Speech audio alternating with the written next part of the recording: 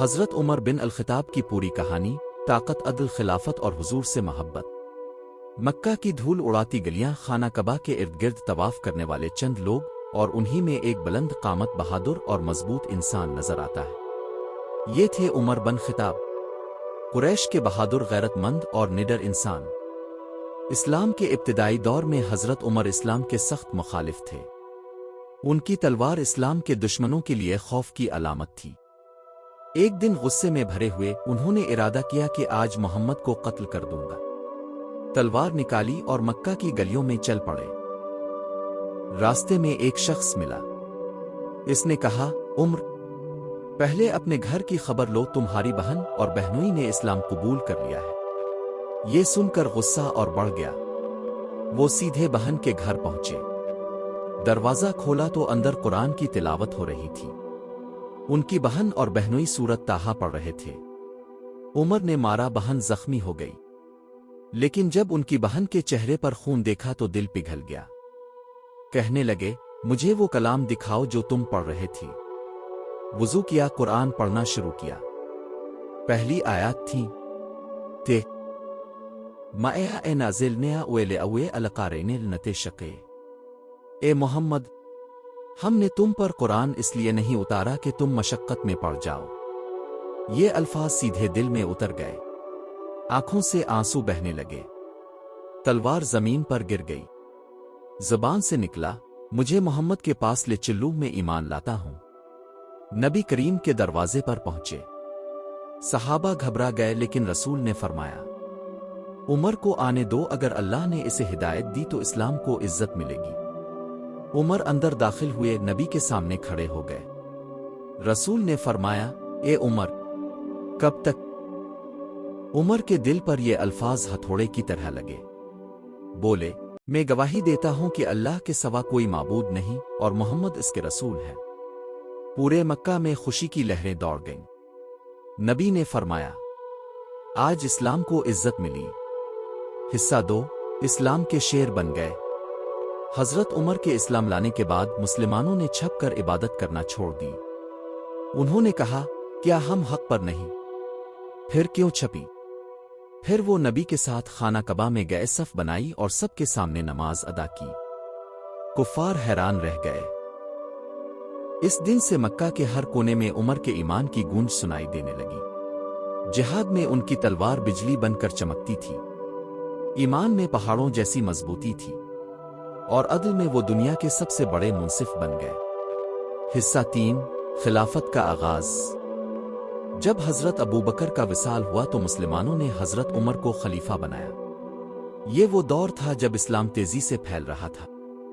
فارس، روم، شام، مصر، بیت المقدس، سب اسلام کے زیر سایہ آ گئے۔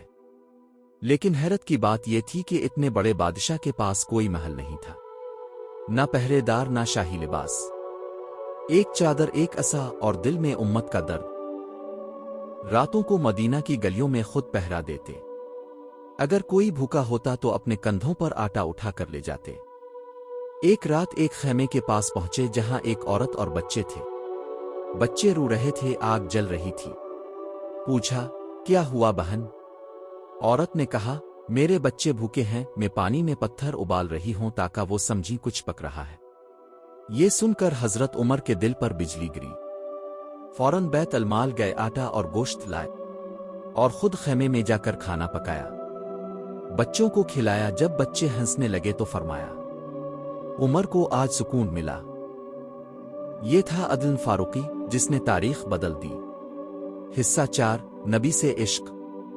حضرت عمر نبی سے بے پناہ محبت کرتے تھے۔ جب حضور کا وصال ہوا تو ان کے ہوش اڑ گئے۔ تلوار نکال کر کہنے لگے، جو کہے گا کہ رسول فوت ہو گئے، میں اس کا سر اڑا دوں گا۔ پھر جب حضرت ابوبکر نے آیت پڑھی، وے میا مائے میود نلے وار ساون، تو عمر کے قدموں میں طاقت نہ رہی، زمین پر گر گئے اور رونے لگے۔ یہ عشق کی وہ مثال تھی جو ہمیشہ کے لیے دلوں میں نقش ہو گئی۔ حصہ 5، عدل و انصاف۔ ایک بار ایک یہودی اور مسلمان کے درمیان جھگڑا ہوا۔ معاملہ حضرت عمر کے سامنے آیا۔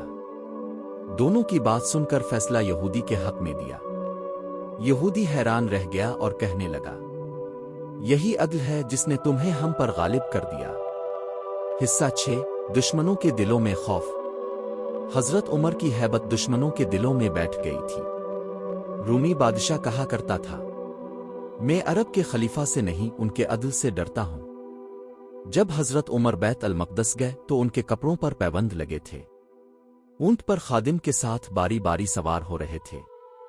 لوگوں نے کہا، یہ بادشاہوں کا لباس نہیں۔ عمر نے فرمایا، میم وہ قوم ہے جسے اللہ نے اسلام کے ذریعے عزت دی، اگر ہم اسلام چھوڑ دیں گے تو ذلیل ہو جائیں گے۔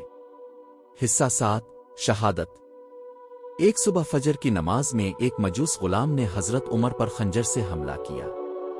زخم گہرے تھے۔ حضرت عمر زمین پر گر گئے۔ چہرے پر درد نہیں بلکہ سکون تھا۔ انہوں نے فرمایا، میری امت سے پوچھو کیا میں نے ان پر عدل کیا؟ سب نے کہا، اے امیر المومنین، اپنے عدل کیا حق ادا کیا۔ پھر فرمایا، مجھے نبی کے پہلو میں دفن کیا جائے اگر اجازت مل جائے۔ حضرت عائشہ نے اجازت دی، اور یوں حضرت عمر اپنے محبوب نبی کے پہلو میں آرام فرما ہوئے۔ حصہ 8 وراثت اور پیغام۔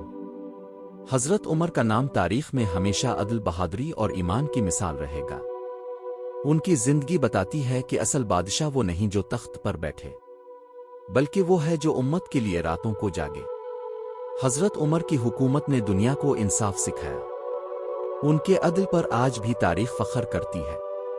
ان کے ایمان نے دنیا کو روشنی دی، اور ان کی زندگی نے ہمیں یہ سبق دیا کہ جب دل میں اللہ اور رسول کی محبت ہو تو انسان دنیا بدل سکتا ہے۔